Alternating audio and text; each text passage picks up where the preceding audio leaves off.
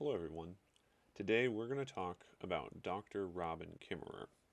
Dr. Kimmerer is a member of the Potawatomi Nation of Oklahoma and a well respected ecologist and botanist who has written extensively and lectured quite a bit on the subject of indigenous wisdom.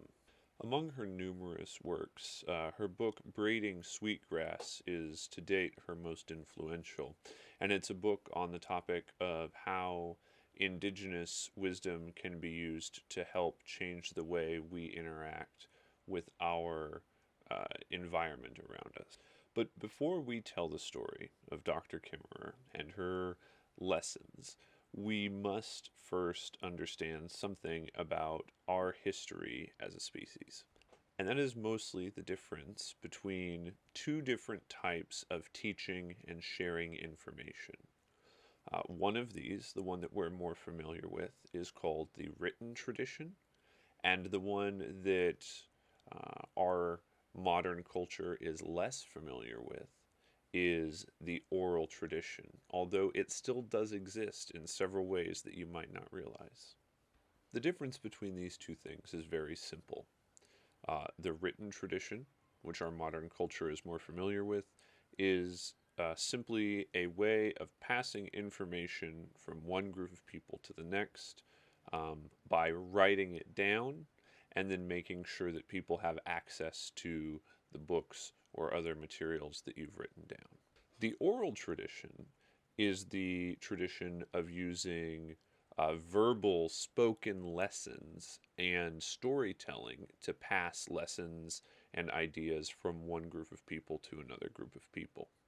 The vast majority of our academic sciences today are communicated in the form of a written tradition in textbooks and lessons like that. And while we do have teachers who are invaluable and super important in helping us understand that material better, we rely on the written word to transmit quite a bit of this knowledge. There are still many things in our world today that are dependent on an oral tradition, though. An excellent example is many physical activities or performing arts that are difficult to just write about.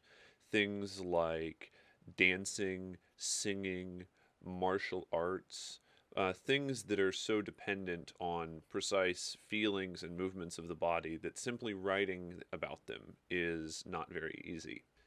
It is the case that if you want to become a good dancer or a proficient martial artist, then you will most likely need to seek out someone who already knows the lessons and is willing to teach them to you and help guide you and help you practice. So, what are the pros and cons of the written tradition and the oral tradition? Well, the written tradition has the benefit that once you write something down, that thing that you have written down doesn't change. Now, it may be the case that from one writing to the next, it could change, and certainly that happens quite a bit. But if you write something down now and it's discovered 2,000 years from now, then as long as people are able to read it, they will be able to read your exact words. The downside, of course, is that the written tradition can be incredibly fragile and easy to lose. There are numerous times throughout history, both in recent wars and in ancient accidents, where huge treasure troves of knowledge that have been recorded in written form have been destroyed by bombs or by fire or by combat or by flood, and as a result, they are lost forever. And the knowledge that is stored within them that we relied upon them to keep for us is also lost forever. The oral tradition is kind of the other way around. With the oral tradition, it can be hard to know how much has changed from one telling to the next, and because you must tell the story much more often than you must write it in order to pass it along, and to many, many more people, there is a much greater chance for those changes to happen. However, a strong oral tradition that is based in collective storytelling in a culture is much more enduring than a written tradition. as long as there are people left to tell the stories, then the oral tradition continues, and the lessons of your ancestors and of those who've gone before you and learned so much before you can be passed on from individual to individual.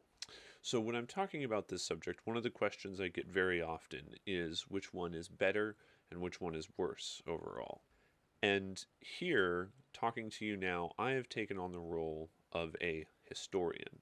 And it is important for me to let you know that in history, ideally, we should not ever seek to determine what is better or what is worse or what is right or what is wrong, but merely to try and discover what is true.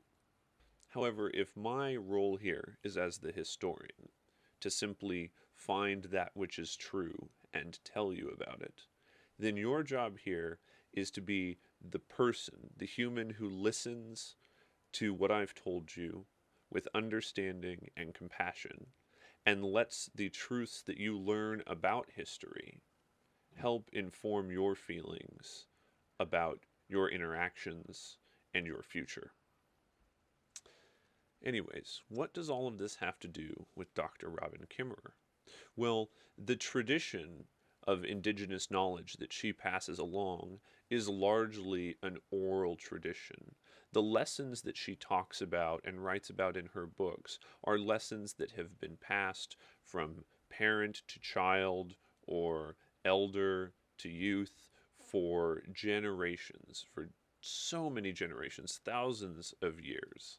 And for thousands of years, her people and other people like them lived in balance and harmony with the world around them. Dr. Kimmerer suggests that our society today could learn these lessons on a fundamental level, that we could change the way that we look at the world around us, and we could keep these lessons in mind. And as a result, we will be able to live in a more sustainable way, to live in harmony with the world around us. So, what are the lessons that she suggests we should learn? Well, I would highly recommend that you seek her out yourself and listen to some of what she has to say. She's got tons of videos on YouTube and some really, really great books out there. But I will talk a little bit about one particular idea that she shares from her people's culture, and that is the idea of the honorable harvest.